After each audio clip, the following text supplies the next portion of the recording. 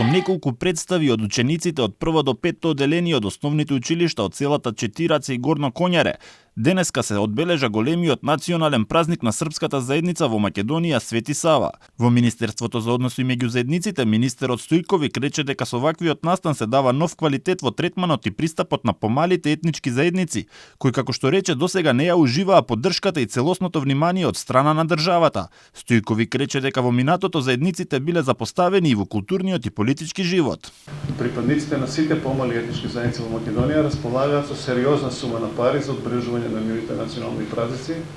благодарејќи на владата на државата која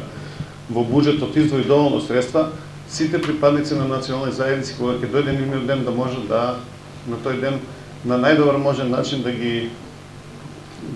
прикажат на македонската јавност своите национални, културни и сите други особености. На настанот присуствуваше српската амбасадорка во Македонија Невена Јованови, која рече дека преку овој настан се испратени пораки за братска љубов и слога меѓу заедниците и дека заедно со децата од училиштата се потсетиле колку е важно образованието и негувањето на меѓучовечките односи. Srpska zajednica u Severnoj Makedoniji je kroz decenije svog rada i angažovanja pokazala da je relevantan i kredibilan partner i predstavlja važan segment za